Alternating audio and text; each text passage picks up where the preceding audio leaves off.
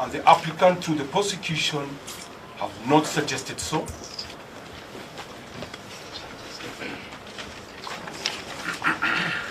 And to the extent only that they remain respondents in this application, and I have to indicate that in the absence of any citation of the potential charges that the respondents might face if this investigation bears fruit, must be telling that the investigation, in the instance the applicants are grappling in the dark on what charges to prefer. It would be prudent that the same should have been visited or at least appeared in his affidavit. In the wholeness of the reasons grounded for custodial orders, we are saying that none of the intended inquiry, investigation, and or verification does, in the ordinary course, require the attendance or presence of the respondents. Reasons thereof, we shall be praying that Your Honor, in exercise of your very wide powers in matters bail bond, be inclined and be persuaded that the respondents do fit the class criterion to be admitted to bail pending these investigations, on the return and assurance that they are ready and willing to abide by any bail terms and conditions, including reporting orders, so as to return in assisting these investigations. All these, I'm instructed to equally indicate to court that the respondents have been most cooperative, and that has not been contradicted in the application by the applicants. But as it is, the law cannot allow you to hold them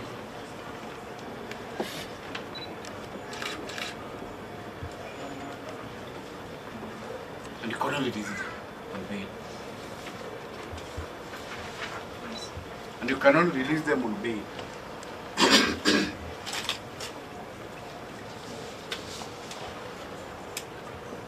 They can keep on reporting to various investigating agencies when necessary and when needed.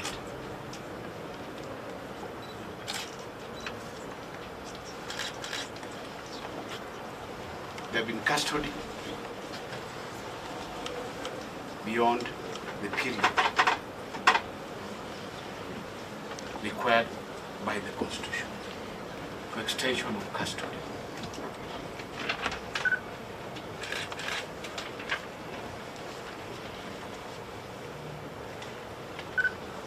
And with that, we'll be able to pray for reasonable bail terms, whether conditional or otherwise. Before you respond, maybe that is not captured, which my colleagues have not captured. Jonah, we do not have an affidavit before you.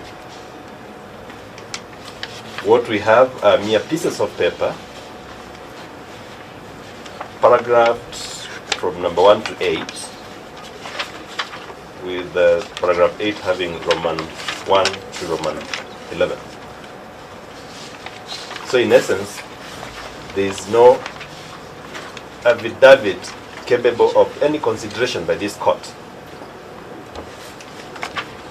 for purposes of giving audience to the applicant in terms of what they require.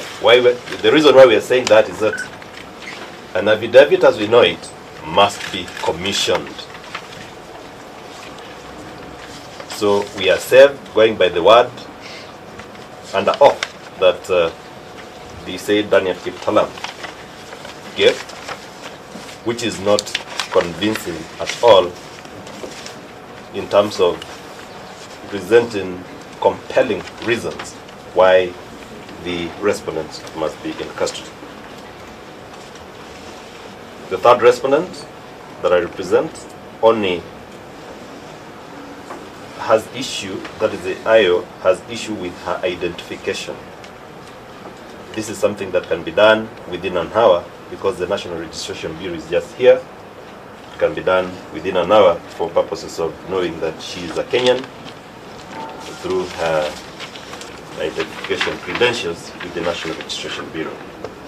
I believe for all the respondents again. Most importantly, the court has not been told the nexus between these alleged items that they recovered and on each and every of the respondents, how they are connected thereto. So we should not be treated to a fishing expedition by the investigating officer when he does not have material capable of granting of any orders. Finally, the court has not been told whether there is any interference that the respondents, all of them, have given in terms of blocking the investigations, in terms of aiding those areas that they want investigations to be done on to be blocked. They do not work in the bank. They do not have access to the CCTVs. There is no evidence that has been presented on oath whether they are bank account holders, whether they were customers, whether they were, there must be something, there must be a reason advanced why they must be incarcerated for purposes of those investigations to proceed. Those are the issues that I wanted to add over and above what my colleagues said. Your Honor, if I can respond to the 24-hour rule, I said the respondents were at Queensway, Barclays Bank, as from 10 a.m. But they were arrested and booked at Kileleshwa at 10:05 p.m. And also, when it comes to the side of flight risk, arrested at Kileleshwa police station at 10:05 p.m. And also in the side of flight risk, the first respondent, Your Honor, also stays in South Africa. The wife stays in South Africa.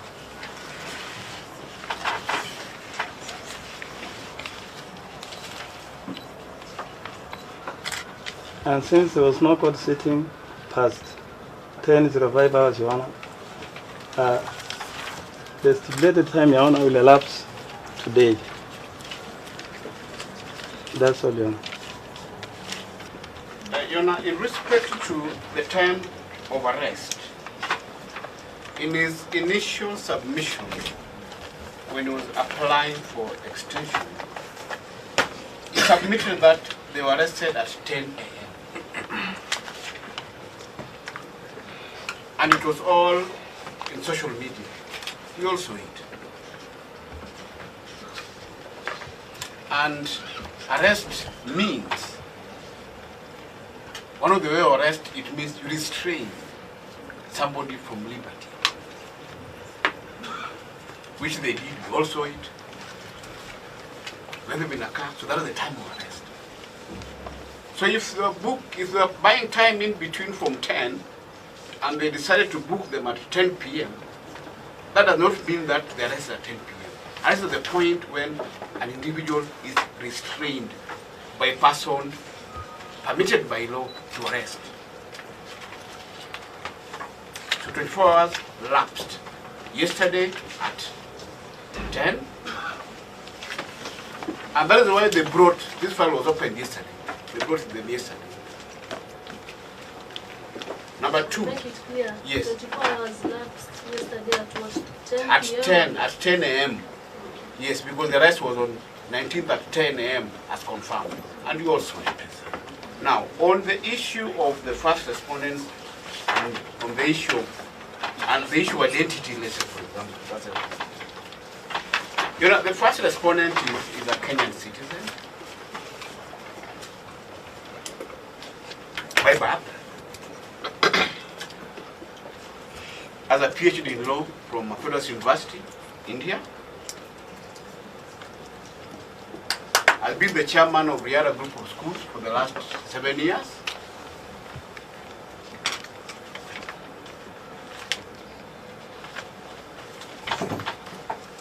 In fact, our daughters share the same class. They're in class 8 now.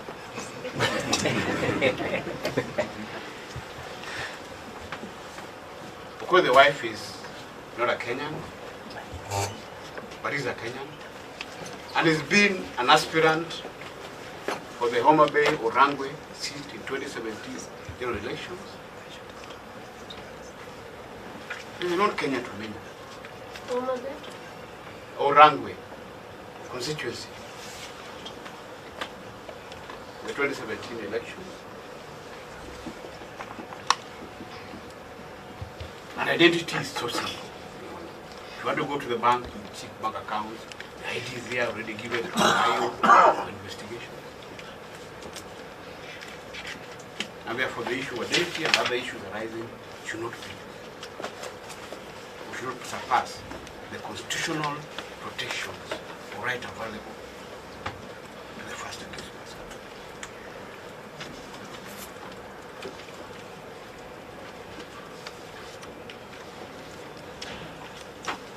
Is that all? Yes, that's all. I will give you time allocation for my ruling. I already have matters which are confirmed for Very you. good. That'll be fine. It's now